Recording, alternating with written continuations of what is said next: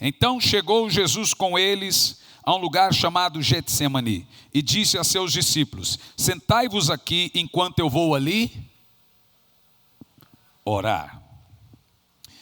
E levando consigo Pedro e os 2 filhos de Zebedeu, no caso Tiago e João, começou a entristecer-se e angustiar-se muito. Então lhes disse: a minha alma está profundamente triste, até a morte. Ficai aqui e orai comigo.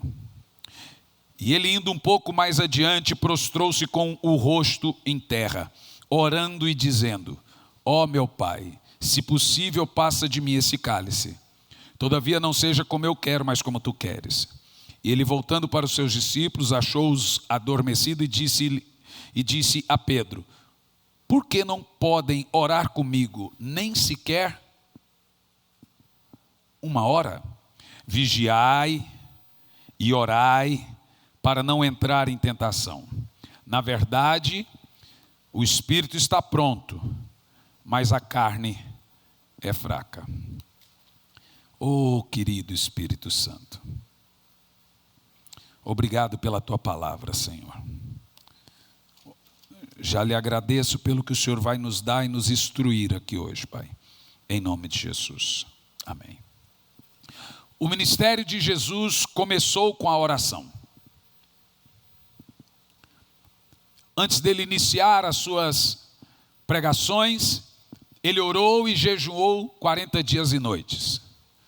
E o ministério de Jesus terminou com a oração.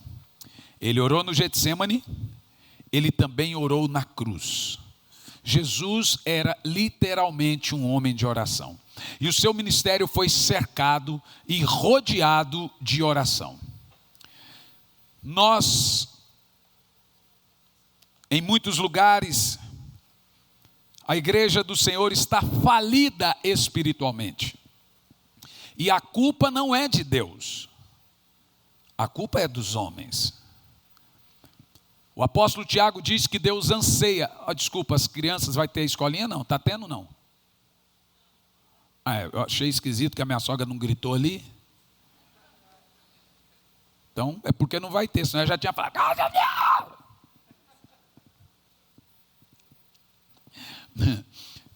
o ministério de Jesus, o grande segredo foi a oração. Meus irmãos, o segredo de qualquer coisa é a oração. É tão simples e tão profundo. O segredo para vencer o pecado, o apóstolo Paulo diz: andeis no Espírito, e então você não cumprirá os desejos da carne. Então, quando você ora, você vence. Quando você ora, você conquista. Quando você ora, você vai para frente. O contrário também é verdadeiro. Mas eu tenho percebido, e o que tem me angustiado, viajando aí por todo mundo, que os problemas da igreja brasileira não é bem problemas só da igreja brasileira, é problemas da igreja. E também eu percebi que os problemas da igreja não é só problemas da igreja agora. Eu estava, por exemplo, ouvindo David Yong-Cho pregar. Pastor Paul David Yong-Cho partiu para o Senhor no final do ano passado. Eu acho que foi final do ano passado, ou no início desse ano. E ele foi pastor de uma igreja, ele ganhou mais de 1,5 milhão de almas, e a igreja dele, nessa altura dessa mensagem que eu estava ouvindo, tinha ainda 750 mil membros. Ele falou ali em torno de 50 mil diáconos, né? 50 mil diáconos. Ele falou ali algo em torno de 250 mil grupos familiares, que lá na Coreia do Sul chamam de grupos familiares. E perguntaram para ele qual era o segredo. Ele disse que ele fazia lá uma conferência anual e vinha pastores do mundo todo para descobrirem de Paul David Yong-Cho, Dr. Cho, qual era o segredo. Um homem tão simples como aquele, ganhar mais de 1,5 milhão de almas e pastorear uma igreja com quase 800 mil pessoas durante muito tempo. Aí ele falava assim: vamos ali na sala. Aí ele diz, contando ali que tinha pastores americanos, europeus, brasileiros, pastor do mundo todo. Ele falou, vamos orar por 1 hora. Aí, aquele monte de pastor, ele falou, vamos orar.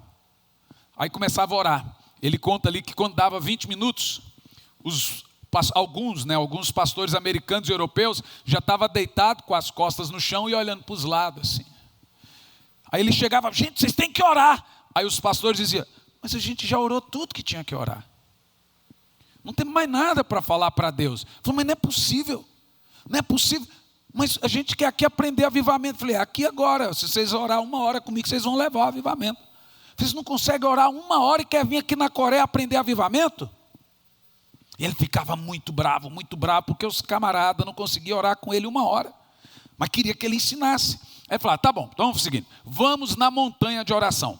Eles têm na montanha de oração, que ele falou lá que tem 1.800.000 pessoas que oram na montanha de oração. É louco, gente? Eles têm oração 24 horas. Aí ia lá os pastores na montanha de oração. E é uma fila de gente, porque lá na montanha de oração tem umas casinhas, que a pessoa entra e dobra o joelho, e alguém fica na fila para esperar a vez dele. O povo briga para orar. E ele falou de novo que os pastores do Ocidente entravam na casinha, orava 15, 20 minutos, saía e tirava foto. Aí ele ficava chateado. Esse povo veio aqui para tirar foto. Os outros oravam e tinha que alguém falar, ei, agora é minha vez. Ele falou assim, gente do céu. Então veja, não é um problema nosso, é um problema de todos. Ele contando que a sogra dele, que lá eles chamam de mãe, pegava muito no pé dele. Eu fiquei assim, pasmo com essa história. Então todo dia ele acordou durante a vida toda, entre as 4h30 e as 5 da manhã para orar. Só que um dia, quando ele chegava às 4h30 na igreja, igreja de 1 milhão de pessoas. A igreja estava lotada, 4h30 da manhã. Aí um dia ele dormiu um pouco mais tarde. Quando deu 10 para 5 ou 5 para as 5, a sogra dele ligou. Onde é que você está? Sogra, gente. Ele falou, desculpa, eu estou indo, vestiu a roupa, não sei o quê. Ela falou assim, o povo aqui está desconfiado que você nem é crente. Porque ele atrasou, era para chegar às 4h30, ele chegou às 5. Não, estou contando para você o nível da coisa, né? Aí quando ele chegou lá na igreja, aquela multidão de gente para orar, gente. 5 horas da manhã, ele chegou atrasado. O povo começou a rir, ele não sabia que estava rindo. Quando ele olhou, ele estava de pijama. A sogra dele tumultuou tanto ele, que ele saiu de pijama sem perceber. Aí ele falou, estamos aqui para orar mesmo, vamos orar. E aí, gente, mortos começam a ressuscitar, paralíticos a andar, e aí dá no que deu no que deu, uma coisa muito simples, orar. O segredo da igreja no Egito é uma igreja no lixo, embaixo tem aquelas montanhas de lixo, e aí embaixo tem uma caverna, ali tem uma igreja de quase 1 milhão de pessoas, eles oram 4, 5, 6 horas por dia. Lá na Nigéria tem uma igreja que eles têm uma vigília uma vez por semana com 1.100.000 pessoas. Alguns pastores estiveram lá, pastor Luciano, pastor Eibe, eu ainda não tive oportunidade. E para você ir da onde começa a igreja até o púlpito, o pastor Luiz e o pastor Eibe esteve lá, diz que gasta 40 minutos. Aí eles têm um carrinho de golfe para levar quem se converte para o altar. Porque é muito longe. 40 minutos para você sair do lugar e conseguir chegar até o altar. Se na Nigéria, qual era o segredo? Orando muito. Você vai ouvir os pastores, uma mensagem muito simples, e oração, oração, oração, oração, oração, oração, oração. A comunicação com Deus muda tudo. Muda tudo. Aqui, eu gostaria de trazer você um panorama, porque numa pesquisa feita recente mostrou o seguinte: 90% dos crentes simplesmente não oram. Por isso que cada vez mais estão procurando fórmulas rápidas Nós estamos na época do café expresso, na época do fast food. Nos Estados Unidos tudo é rápido. Então até carne agora você compra ela num pacotinho. E vem, você come a carne. Não precisa assar mais não. Você quer com barbecue? Como é que você quer? Tem num pacotinho assim, ó, lá no supermercado. Ovo. Vem no pacotinho já, sem casca, já cozido. Tudo. Estamos na época de pegar e levar. A época da pressa. O problema é que o povo se tornou tão imediatista que trouxemos isso também para o reino de Deus. Então agora nós também queremos mensagens rápidas. Também queremos bênção. E quando nós conseguimos orar 10 minutos, nós falamos, pedimos e esperamos a resposta na hora. E ainda exigimos de Deus que Ele faça aquilo que pedimos naquele momento. Só que eu vou falar uma coisa para vocês. Deus não está nem um pouquinho preocupado com a aposta que você está fazendo. Se o Senhor não me der isso, eu também não vou mais. Eu nem sei o quê. Então, oh Deus, se o Senhor me der, eu te dou isso. Deus não está fazendo aposta com ninguém. Com Deus não funciona assim. Deus tem princípios e o princípio dele é a vida de oração, é a comunicação. Nessa pesquisa feita pela CEPAL, 90% dos crentes simplesmente não oram. Dos que oram, 98% ora em média de 10 a 15 minutos. Sobrou aí uns 2% dos que oram mais de 15 minutos. Não quer dizer que oram bastante, quer dizer que oram mais de 15 minutos. Isso simplesmente é uma vergonha para nós. É lastimável você dizer que é amigo de alguém e não conversar. Pense o seguinte: seria muito constrangedor você sentar comigo e depois de 10, 15 minutos a gente não ter mais assunto e ficar olhando um para a cara do outro. É por isso que nós nos levantamos da oração. Nós literalmente não temos assunto com Deus. Porque não temos afinidade. Quando você senta com a pessoa e não tem assunto, você fala, não bateu. Não teve afinidade. Pois é exatamente isso que tem acontecido com a nossa vida de oração. Não tem afinidade com Deus. Não há diálogo porque não tem assunto. Você não conversa muito com quem você não conhece. Principalmente o curitibano. Ele já não conversa, ele não cumprimenta quando mais conversar. Curitibano muito feliz. Se o curitibano fizer assim para você, é porque ele está de bom humor. É mais ou menos isso. Agora, por quê? Eu perguntei, Senhor, por quê que o povo não ora? A resposta é muito simples. Se você subir para pregar, o diabo não vai fazer muita coisa contra, não. Se você decidir fazer uma faculdade teológica, o diabo não vai investir muito contra isso, não. Mas se você predispor a orar, ele vai arregimentar todos os exércitos do inferno para impedir você de orar. Porque sabendo ele que a oração é a maior arma que existe contra ele e seus demônios. Já dizia Leonard Ravenhill, o crente que ora deixa de pecar, o crente que peca deixa de orar. Por quê, meus irmãos? Porque a oração é o alicerce de todo o reavivamento, seja pessoal ou seja coletivo. A oração, primeiro, ela causa um efeito no pastor. Quando o pastor é de oração, ele vai alastrando, vai incendiando e vai esparramando as brasas. E daqui um pouco isso incendeia 1, 2, 3, daqui um pouco toda a igreja está envolvida. E essa igreja agora começa a incendiar também seus familiares. Daqui um pouco eles também começam a incendiar os vizinhos. E é isso que nós chamamos de avivamento. Então a oração é o alicerce de todo o reavivamento. Começando a uma pessoa e também em toda a igreja. Sem oração, simplesmente a vida está estagnada.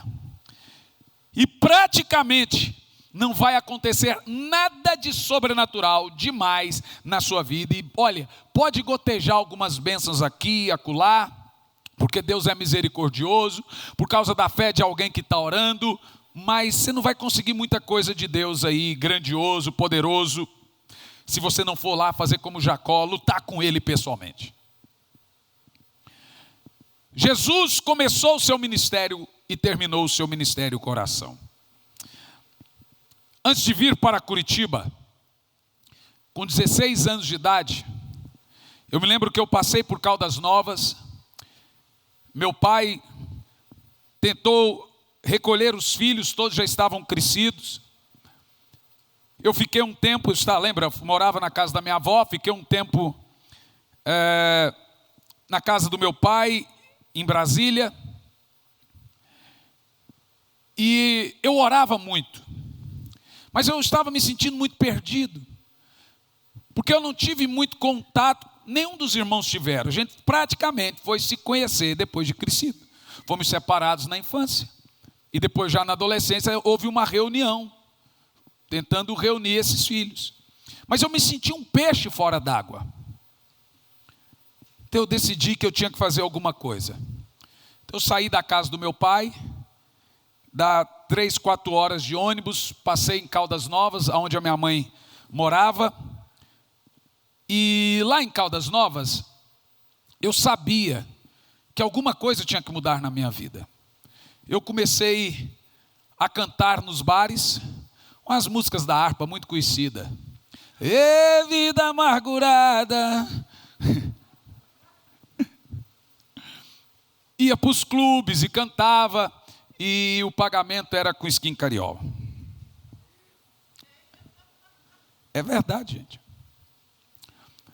Mas teve um dia, antes da minha mãe partir para o Senhor, que foi agora recente, nós fomos na casa dela. A Cami também esteve lá. E ela pegou o Jean e olhou para a cara dele e disse assim: olha, seu ministério é lindo como do seu pai, mas você não vai chegar em lugar nenhum se você não orar como ele orava. Ela olhou para ele e falou assim: falou para ele, eu via seu pai orando 3, 4 horas no quarto. E ele brigava com Deus. Os vizinhos chegavam e falavam: seu menino Margarete está bem? Ela dizia: tá. Mas por que ele está gritando? É ele lá com o amigo dele lá.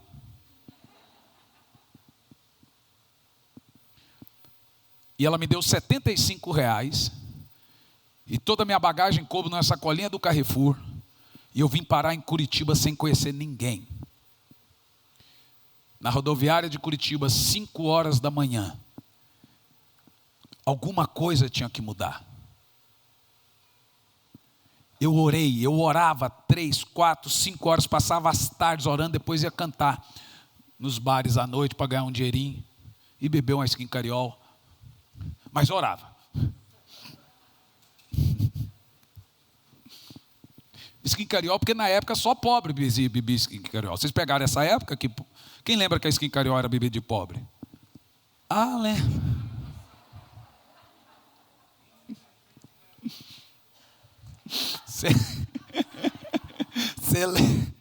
Infelizmente mesmo. Era que era mais barata, né, Vieira?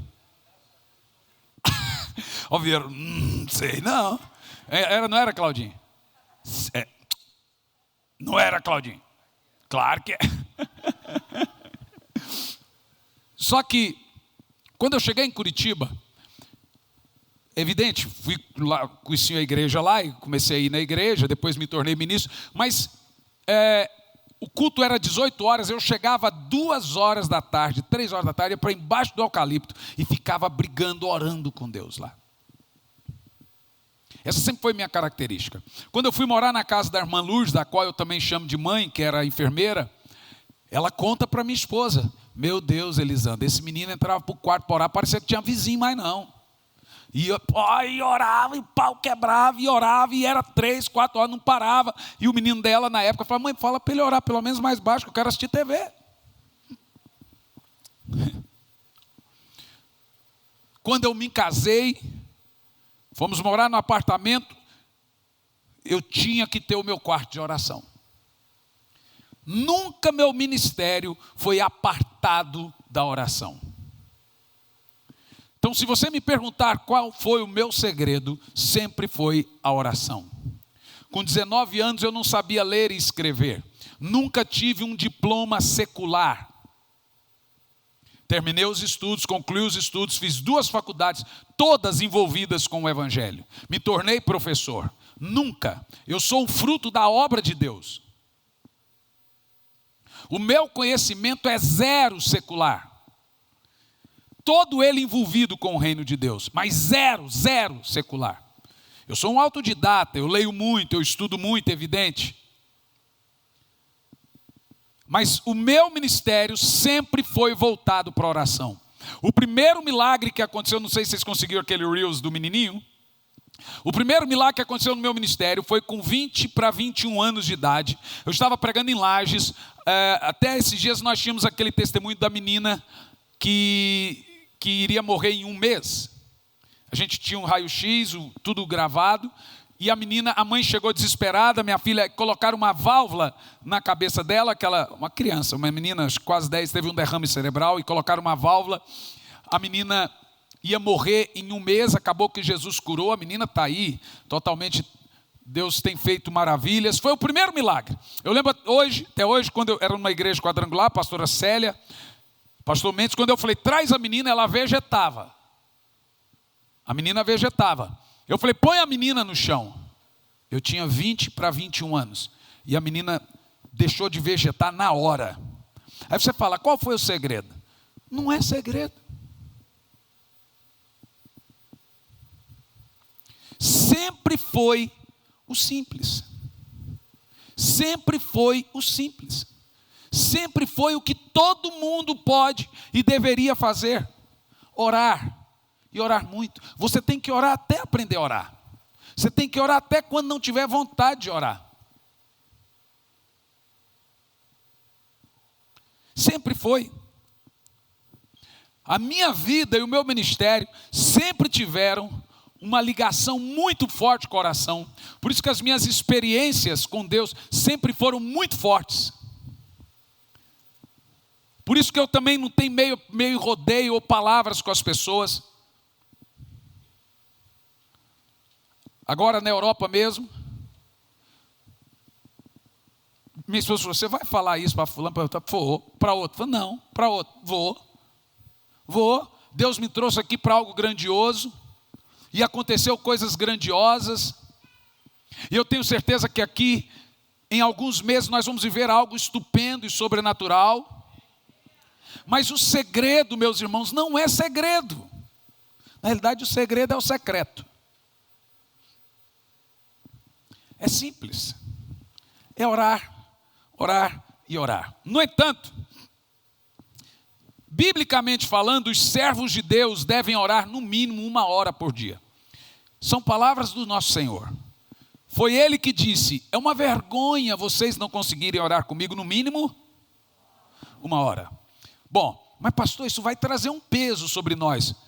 Que tipo de peso? O senhor tem que ficar cobrando a gente orar, traz um peso. Mas você não quer ter esse peso, não? É assim que o povo às vezes não quer ser cobrado nem disso. Ai, mas eu sinto um peso, põe um peso. Deveria, mas é esse peso que eu quero pôr nas suas costas mesmo.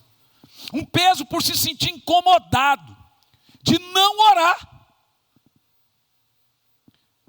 Eu sei que tem muitos homens de Deus, muitas igrejas do Senhor Jesus por aí.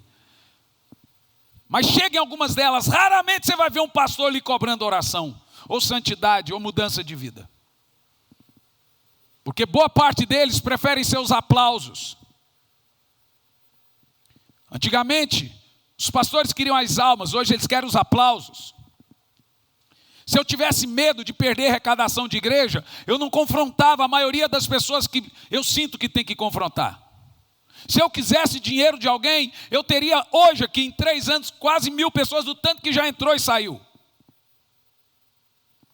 Eu amo pessoas, mas não trabalho para as pessoas. Eu trabalho para Jesus.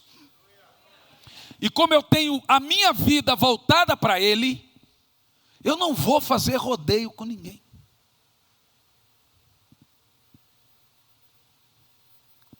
Porque quando você tem a sua vida para o Senhor, quando você é respeitado, até pelos... Olha, deixa eu te falar um negócio. Até os seus adversários têm que te respeitar, ainda que não gostem de você. Sobre Jesus dizia, aquele Galileu, o que deu dele? Aquele varão profeta, poderoso em obras, em palavras, diante de Deus e dos homens. A vida de oração, gente, ela revoluciona todas as áreas da nossa vida. Ela faz você ter mais sabedoria para lidar com as finanças. Ela faz você ter mais sabedoria para lidar com os filhos. Ela te torna mais paciente. Ela revoluciona seu casamento. Ela muda sua vida sexual. Ela muda tudo à sua volta. Uma coisa tão simples, mas é mais fácil ficar escrevendo bilhetinho, já que você vai no culto de oração, vai lá e ora por mim. Não que isso não funcione, claro que isso funciona, mas nenhuma intercessão iria mudar a vida de Jacó. Ele teve que ir lá lutar com Deus. Nenhuma intercessão mudaria a vida de Moisés, ele teve que ter a sua própria experiência com Deus. Então nós devemos orar no mínimo 1 hora. Mas você pode dizer, pastor, eu oro de 10 a 15 minutos já está bom? Olha, para início, para quem não orava nada, tá. Agora, para você que já começou a orar, já tem um tempo orando de 10 a 15 minutos, já passou a ser uma vergonha.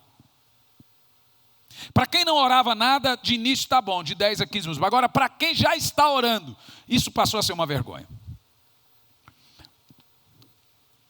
Não é possível que passado 10, 15 minutos, eu que já estou orando já há um tempo, não tem mais nada para dizer a Deus. Vocês entendem a seriedade do que eu estou falando? Quem entende? Não é possível que nós não temos afinidade suficiente com o Espírito Santo, que não temos mais nada a dizer a Ele. Então aí que está o problema. Nós deveríamos ter muitas coisas a dizer a Deus.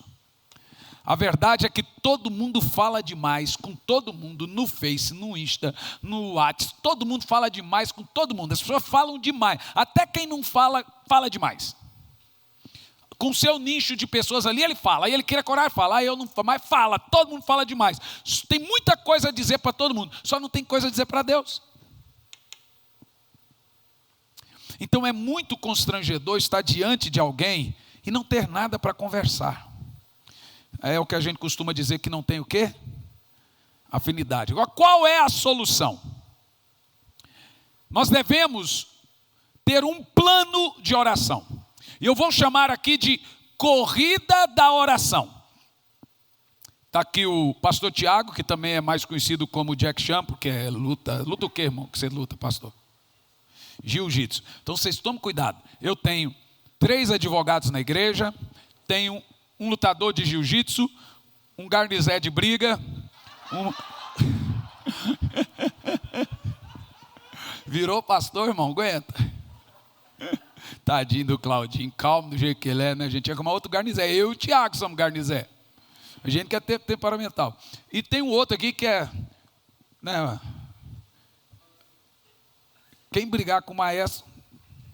Você briga com o maestro, Bel? Ah, se eu descobrir. Mas o Paulo também não é fácil, não. Paulo e Emerson são. O Emerson é briguento, né, Dorinha?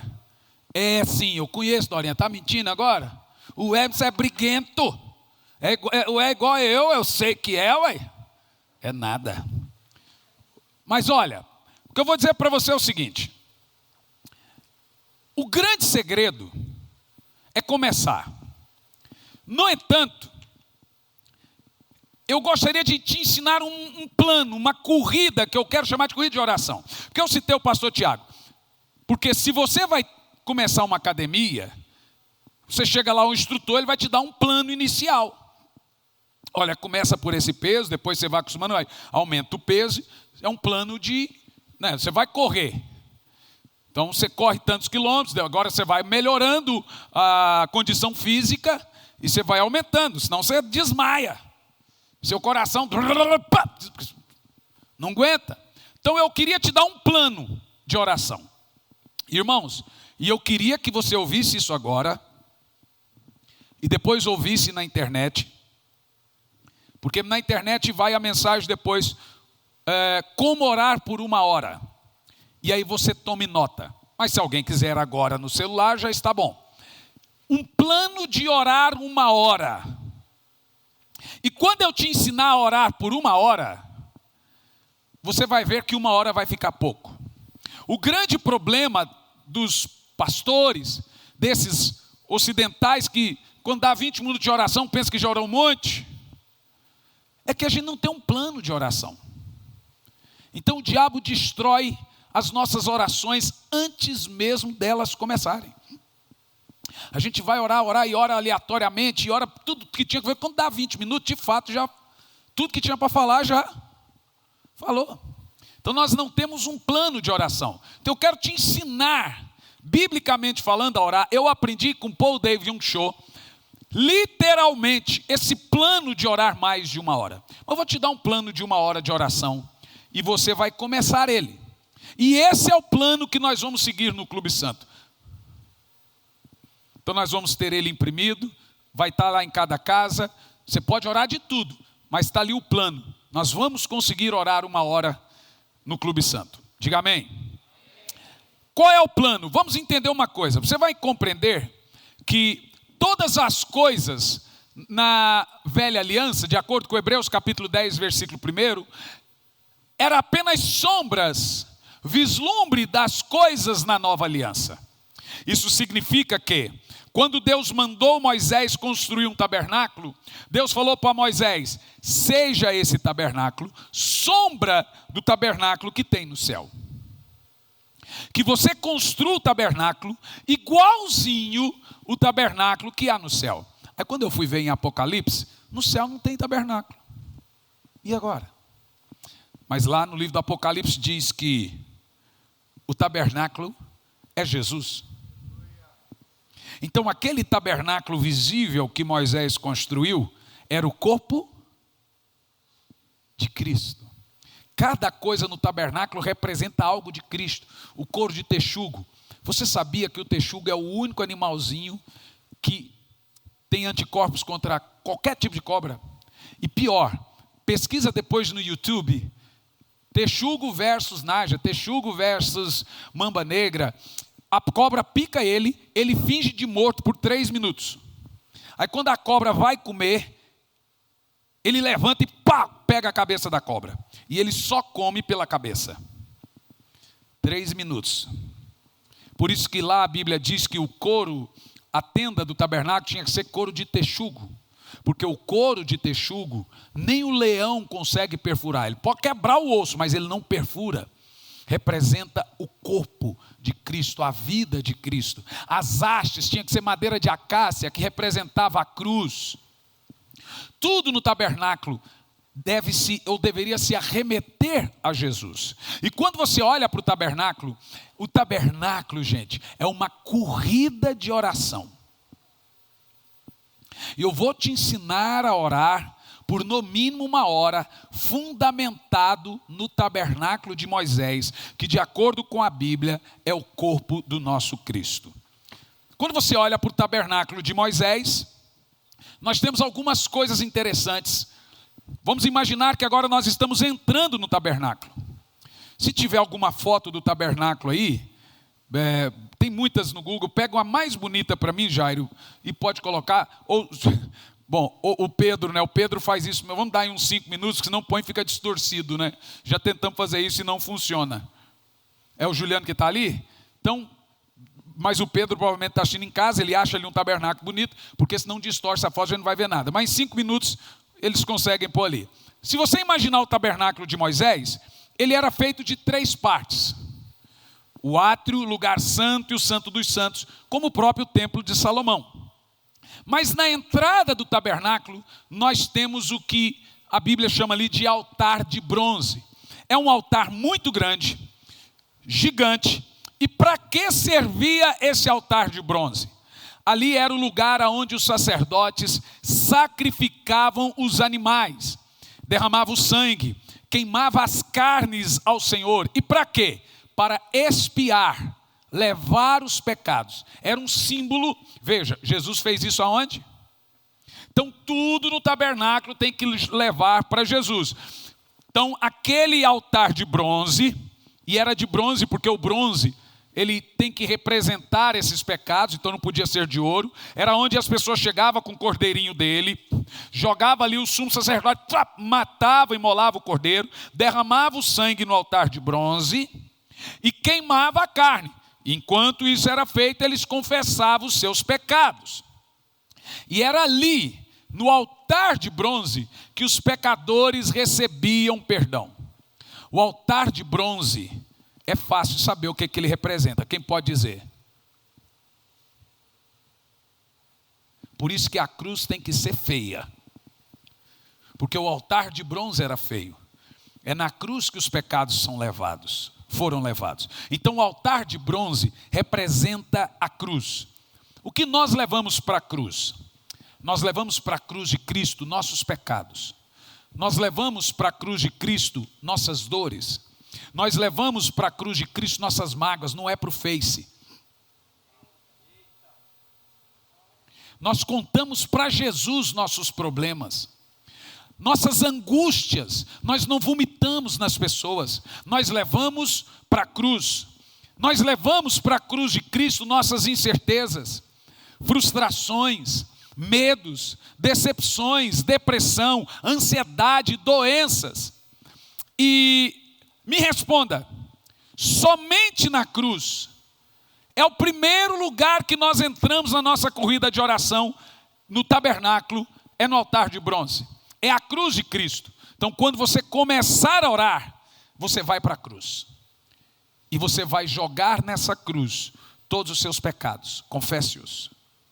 Suas dores, mágoas, angústias, incertezas, frustrações. Senhor, aquela vizinha desgraçada está falando de mim. Gente, é lá que você tem que contar. Quer fazer fofoca? Faça para Deus. É lá que você tem que falar que você está sendo perseguido. É lá que você tem que reclamar. Senhor, eu não consigo entender o que está acontecendo na igreja, esse pastor, mas eu vim aqui. Gente, eu pergunto tudo para Deus. Eu cheguei para o Senhor esses dias, ia deixar isso mais para o final, mas vou falar agora, mas vou falar no final. Senhor, há muitos anos eu prego que a pessoa tem que nascer de novo da água e do Espírito. Nascer da água eu sei, nascer do Espírito eu tenho muitas versões. O senhor pode me dizer o que é nascer do Espírito? Perguntei para Deus, Ele me respondeu. É na cruz que nós colocamos nossas dúvidas. Tem alguma coisa que você não está entendendo? A sua oração, ela começa com o altar de bronze, com a cruz. Foi decepcionado? Vai para a cruz. Não adianta, gente. Qualquer coisa fora da cruz é murmuração. E murmuração é o pecado que fez o povo de Israel não entrar em Canaã. Porque Jesus está dizendo, para de reclamar e venha falar comigo.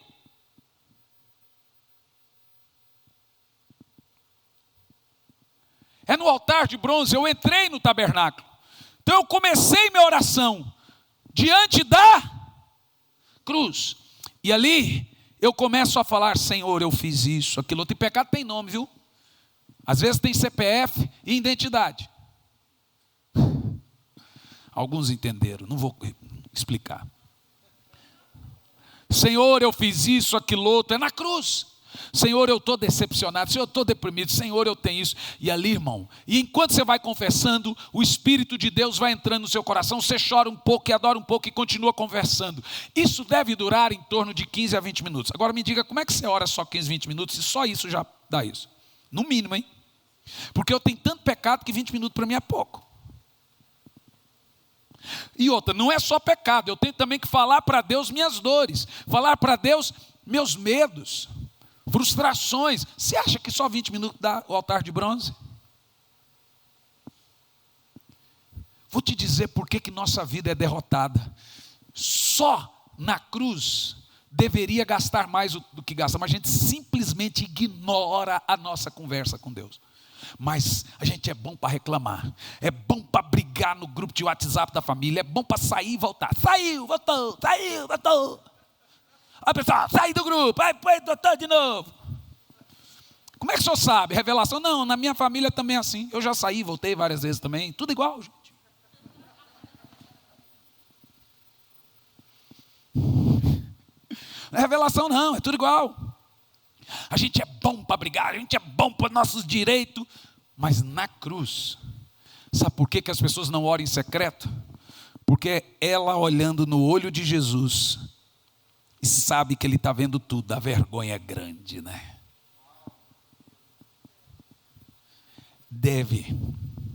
Não dá para mentir, não dá para simular. Só esse período do altar de bronze deve durar aí, rapaz, vamos bater palma para esse povo. Obrigado, Pedro. Obrigado aí o pessoal que colocou, Juliano, Jairo. Quem é que está ali? A Dani. Aqui está o altar de bronze. Veja, nós estamos no tabernáculo de 3 partes. Aqui representa a cruz.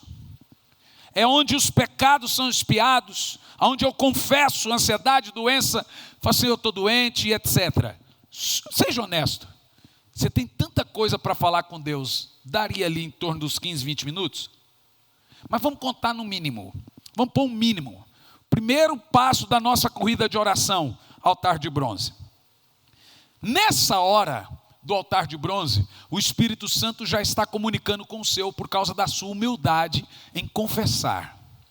Por isso que se o meu povo, que se chama pelo meu nome, se humilhar e orar. Oração é um ato de humilhar-se perante Deus. Então, como eu já me humilhei no altar de bronze, olha, Senhor, o Espírito Santo já começa a trabalhar. E aí o seu coração já começa a se quebrantar. Segundo passo da nossa corrida de oração.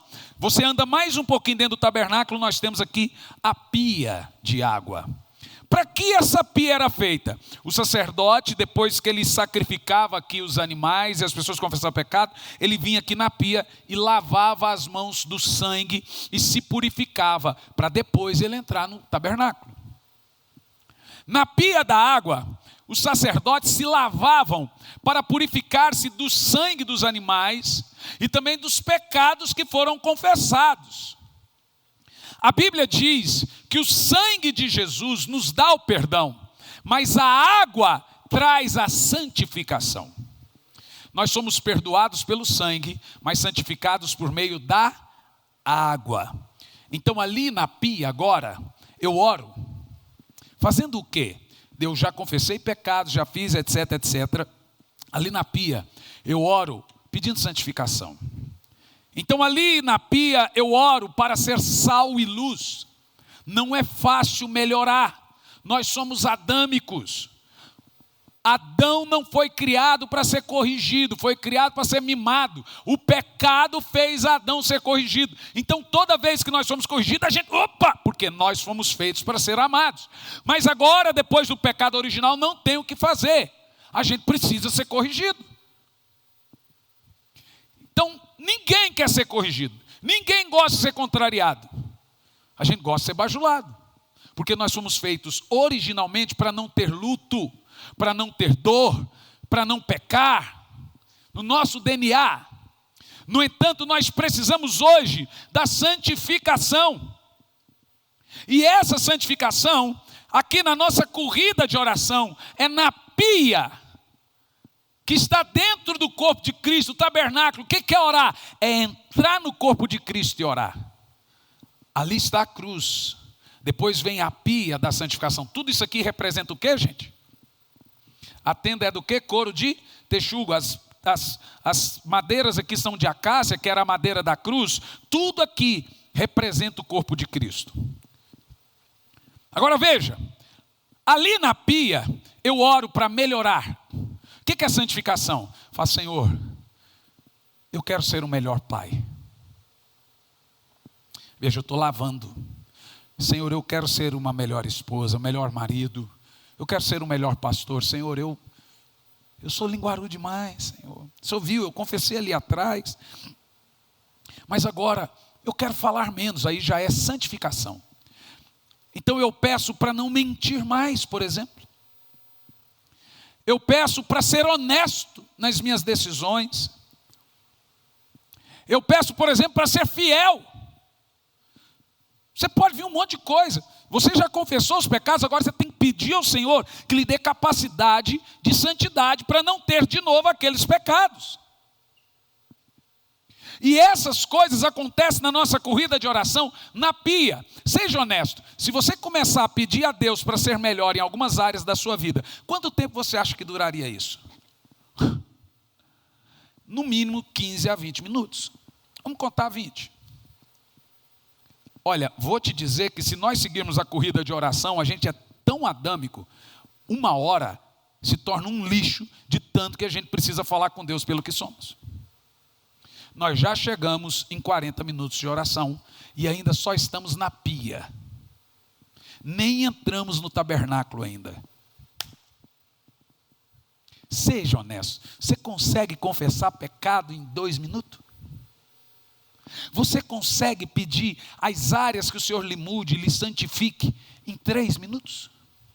Quais áreas da sua vida que você precisa melhorar? Ah, meu irmão, eu não sei você, mas eu na minha corrida de oração, meu panorama de oração tem sido assim sempre. Por isso que às vezes eu começo a orar às 5 da manhã e 10 da manhã eu estou orando ainda. Às vezes 8, às vezes 9, às vezes 7. Às vezes eu oro das 6 às 7. Às vezes eu oro 1 hora, já teve vez de orar 15 minutos. Mas teve vezes que a hora que eu fui dobrar o joelho, as lágrimas já desceu, só adorei. Não tinha mais nada que falar, só a glória de Deus. Porque a oração tem um segredo. Quando você está orando, você está orando. Quando você vai deixando, no outro dia já vai amolecendo. Parece que tudo tem que começar do zero. Então nós estamos na pia. E a pia é a água do Espírito que nos santifica. Só ali na pia dá também de 15 a 20 minutos. Vocês estão anotando? A sua corrida de oração para você orar no mínimo 1 hora por dia.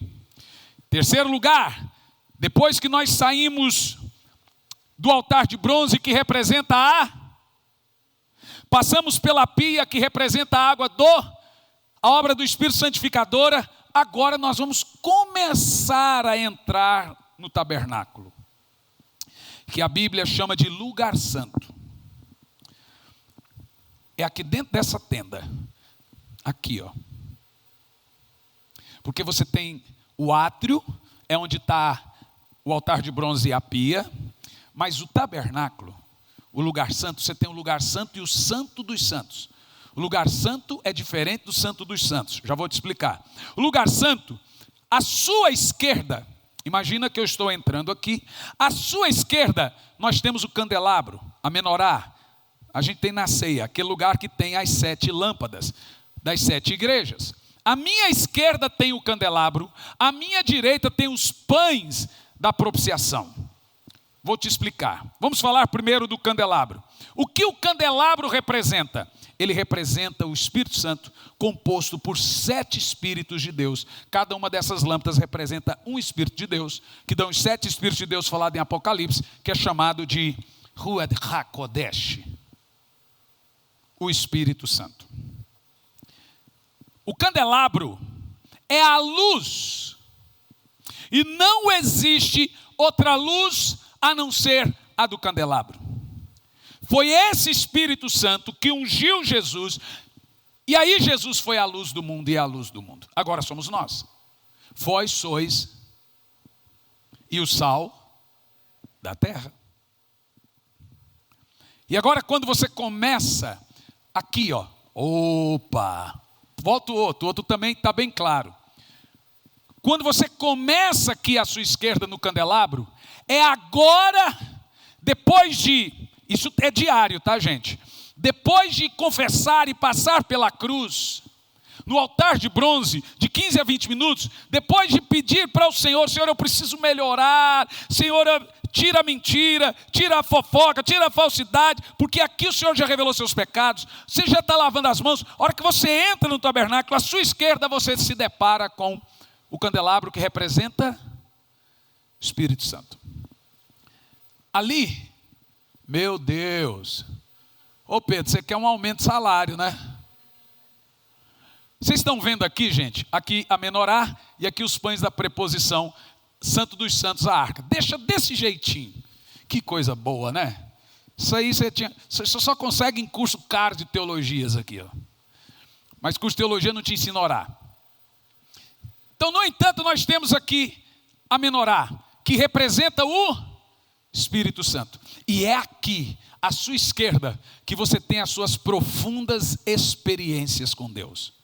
É ali no candelabro que você recebe dons, revelações, dons de cura, dons de profetizar, dons de poder, maravilhas. É ali nesse candelabro. Então ali no candelabro eu peço o quê? Sabedoria. Ali no candelabro eu peço o quê? Capacidade. Ali no candelabro eu recebo novos dons. Ali no candelabro eu recebo revelações. Seja honesto, como eu já estou diante do candelabro, tem como eu ficar ali menos de 15 a 20 minutos? Vamos lá, gente, pensa comigo honestamente. Na nossa corrida de oração, o grande problema da igreja hoje é que ela não tem um plano de oração.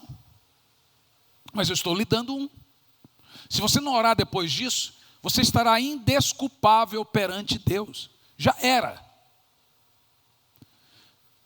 Você estava indesculpável por não orar, agora você vai estar indesculpável por orar pouco.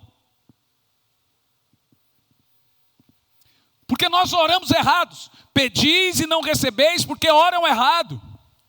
Romanos 8:26, o Espírito Santo nos auxilia nas fraquezas, porque não sabemos orar como convém, pois eu estou te ensinando a orar como convém. Cruz, santificação, Espírito Santo. De 15 a 20 minutos, aí você começa a ter as suas experiências. Lembra que ele já vem te tocando desde aqui. Como você se humilhou confessando os pecados, ele já começa a movimentar. Mas aqui na santificação, você, quando vai pedindo, ele já vem ali, você já começa a sentir, e ora e adora mais um pouco e volta a pedir santificação. Ou aqui ora e confessa mais um pouco e volta. Gente, agora você vai entender porque tem gente que ora 5 horas. Não tem como ser menos. Agora, quando eu estou na presença do Espírito Santo, nos 7 Espíritos de Deus, no candelabro, à minha esquerda, eu já estou experimentando a voz dele dentro da minha consciência. Eu saio da esquerda, na nossa corrida de oração, e vou à minha direita. Os pães da preposição. Está bem aqui. É muito fácil saber o que representa os pães da preposição. Se o candelabro que estava à esquerda representa o Espírito Santo, à minha direita, os pães da preposição representam lâmpadas para os meus pés e a tua palavra e luz para o meu caminho. Esses pães representam a palavra de Deus. Olha só, quando o maná descia no céu, era o próprio Cristo que eles rejeitaram, em vez de, não queremos carne, não queremos maná. Eles estavam rejeitando o corpo de Cristo. Quando você come o pão da ceia, ele representa a palavra. Jesus disse, não só de pão viverá o homem. Ele está falando aqui, da preposição. Mas de toda a palavra que sai da boca de Deus. Aqui eu vou te ensinar um segredo. Você vai pegar a sua Bíblia. Você já está cheio do Espírito, confessou os pecados, e você vai ler a sua McCheyne ou qualquer outra Bíblia, você não teve condição de comprar uma. Aqui, lê-la. Ou de joelho ou em pé. Eu normalmente oro assim, e aí eu abro a Bíblia, nos pães da preposição, e leio um capítulo, em voz alta. Porque agora, como eu vim do candelabro, a revelação do Espírito começa a fazer a palavra penetrar. Eu começo a ver coisa na Bíblia que ninguém viu. O nome disso se chama revelação. Por isso que Robert McCheyne, todos os avivalistas ensinavam-nos que você não pode ler a Bíblia sem orar. Você não entende. A Bíblia é uma revelação. Então quando eu oro e leio a Bíblia, eu falo, uau! Porque agora eu vim da minha comunhão com o Espírito, e a hora que eu abro a Bíblia, normalmente você abre onde ele queria. Mas se você está com o seu plano de leitura diário da McCheyne, você vai abrir no dia seu. Normalmente na McCheyne vem exatamente a palavra que deveria orar. E você lê. Você fala, meu Deus, como falou comigo hoje. Nossa vida espiritual, gente, é uma bagunça. A gente quer orar, não sabe como orar. Quem ora, ora pouco. Em 15 minutos, como é que você vai ter um plano de oração tão poderoso? Em 10 minutos. Impossível, meus irmãos. Então, os pães da preposição ali à nossa direita, representa a palavra. Só lendo a Bíblia ali, você vai gastar no mínimo 10 minutos. De 10 a 20 minutos. Quando o capítulo for maior, uns 15 a 20 minutos. Nos capítulos menores, no mínimo 5 minutos. E aí o que você está fazendo? Orando e lendo a Bíblia todo? Ei, pastor, está me assistindo? Para de ler a Bíblia só para preparar sermão. Tem gente que só lê a Bíblia para preparar o sermão, porque ele vai pregar, mas ele não medita. Essa é a nossa vida. Nem só de pão vive o homem, mas de toda a palavra. Agora nós saímos dos pães da preposição, à minha esquerda o candelabro. O que nós temos aqui agora? Nós temos o altar de incenso. Olha que coisa interessante. Olha a nossa corrida de oração. Vocês estão vendo certinho? Não. Bronze. Eu acho que aquele estava melhor, Pedro. Não, aqui, desculpa. Aqui que nós mudamos o lado de oração, né? Pronto. Entrou o tabernáculo. Bronze, pia. Eu acho que aqui é o candelabro. Pães da preposição. Altar de incenso. Só aqui está a presença de Deus. Olha a nossa corrida de oração.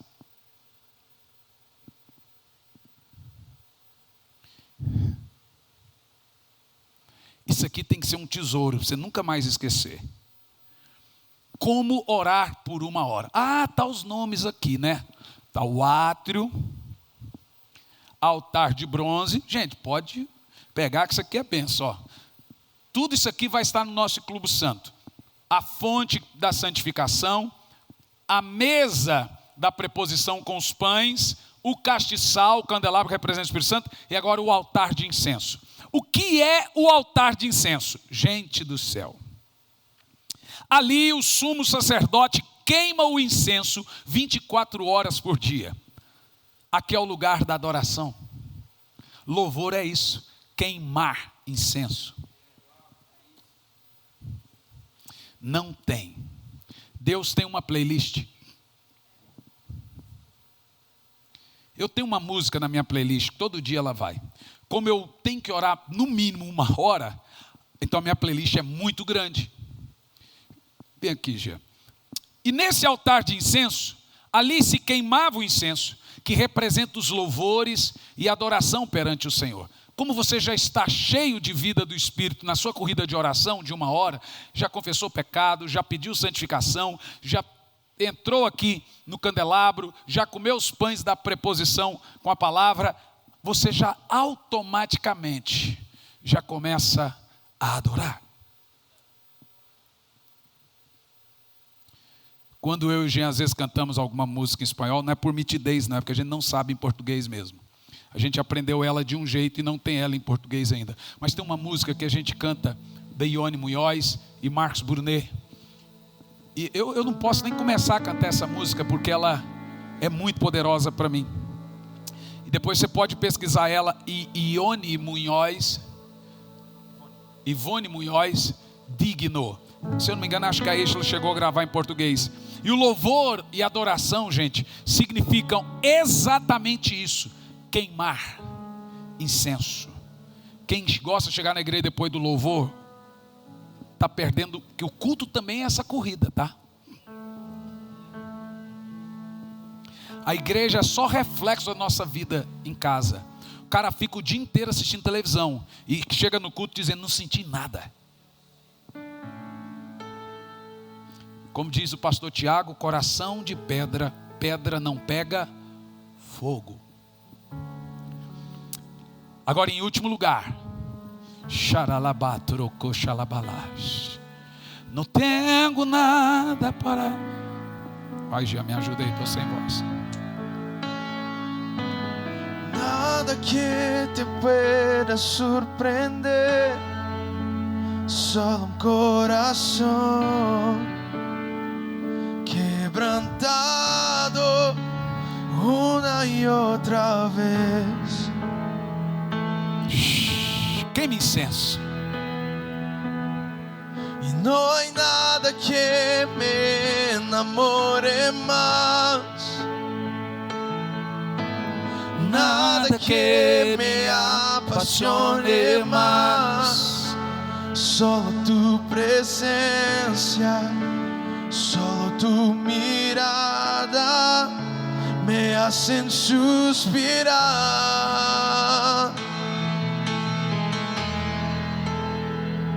Me inclino ante ti, Rey que perdona multitud de errores.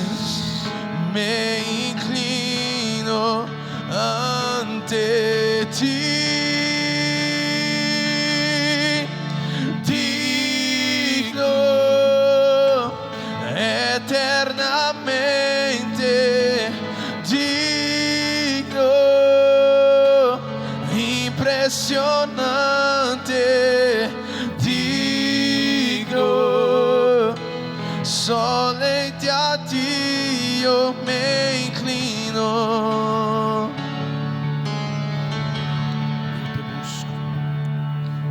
Aqui você está queimando incenso. Não adianta você chegar diante de Deus orando, querendo adorar, se você não foi humilde para confessar seus pecados e age como se nunca tivesse pecado diante dele. É muita arrogância. Se você também não pediu para Ele lhe santificar, para melhorar como pai, como filho, como crente. Se você também não buscou o Espírito Santo, e aprenda uma coisa: o Espírito Santo é uma pessoa. Tem que ser tratado como uma pessoa. Falar: Espírito Santo, eu te amo. Conversar com Ele.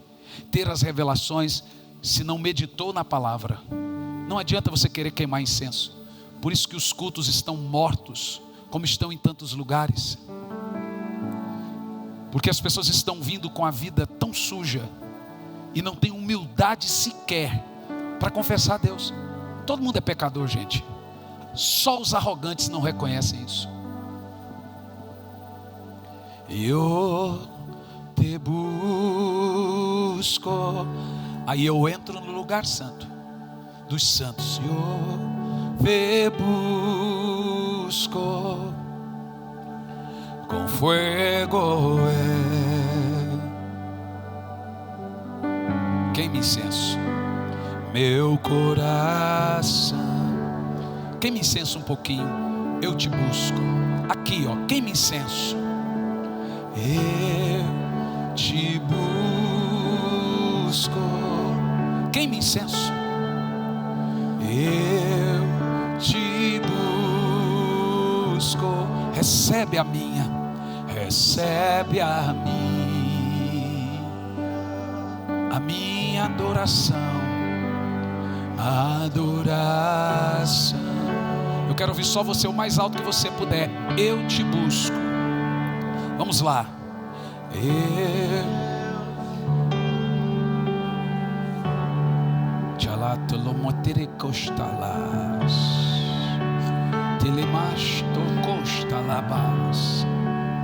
Eu te chamo para uma missão grandiosa global.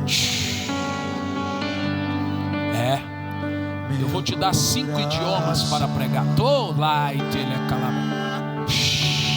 Te anelo. Te anelo,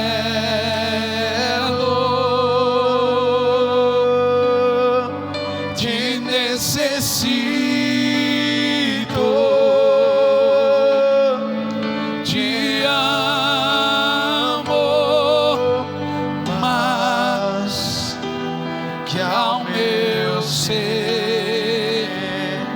Te anelo, te necessito. Te anelo. Queima incenso agora, queima. Te necessito,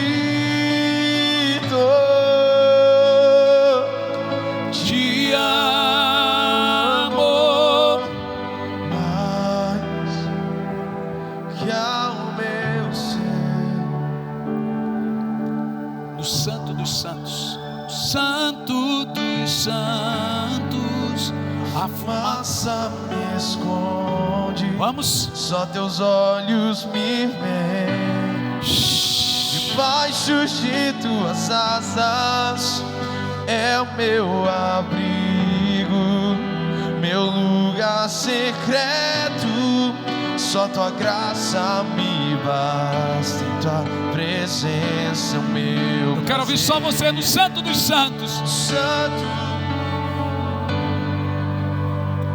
Agora imagina que você está diante dele agora. É quando ele pessoalmente se apresenta a você. Quando você tem esse plano de oração diária, você vai ver Jesus, você vai vê-lo, você vai ter experiências com ele. Só tua graça me basta. Do original. Santo dos santos, a fumaça me esconde. Fique em pé, igreja. Só teus olhos me veem. Levanta as mãos. Debaixo de tuas asas é o meu abrigo, meu lugar secreto. Só tua graça me basta, em tua presença é o meu prazer. Se alguém quiser vir e dobrar o joelho perante o altar, faça isso. Só teus olhos. Busque ele, busque ele. Busque ele. Busque ele. Meu abrigo, meu lugar secreto. Só tua graça me basta, em tua presença é o meu prazer. Eu não consigo.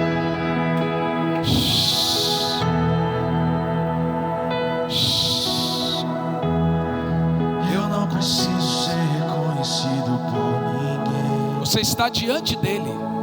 Isso, chore alto e forte. A minha glória é fazer com que conheças. Você não pode recair da oração. E que diminua eu, pra que tu cresça, Senhor. Mais Você está sentindo ele aí agora? É ele, é o candelabro, é o Espírito Santo. e como serafins. É o Espírito Santo, meu povo. Você está tendo uma experiência profunda agora com ele. Pra que veja tua face e que diminua eu, pra que tu cresça, Senhor. Mais e mais, o Santo dos Santos, a fumaça me esconde. Só teus olhos me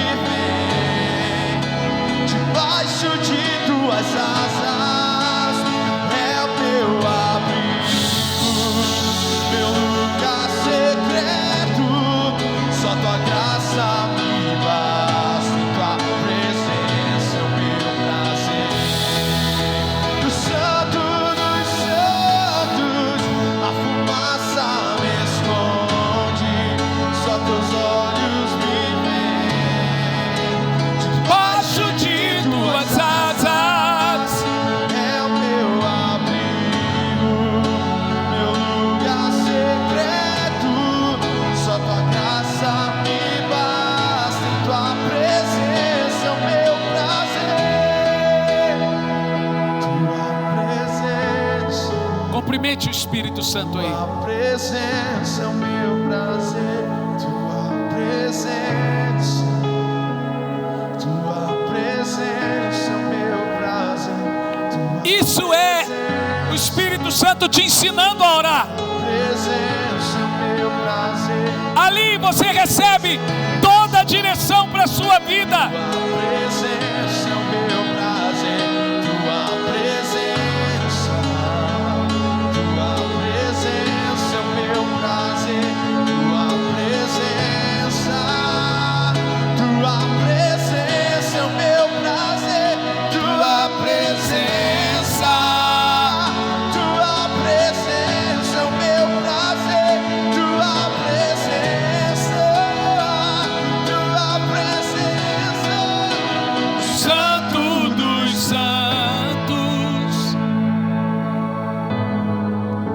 Deixa só as lágrimas rolarem.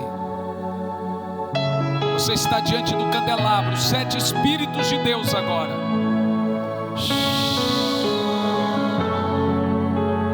Todos terão uma experiência com o Espírito Santo, uma experiência profunda.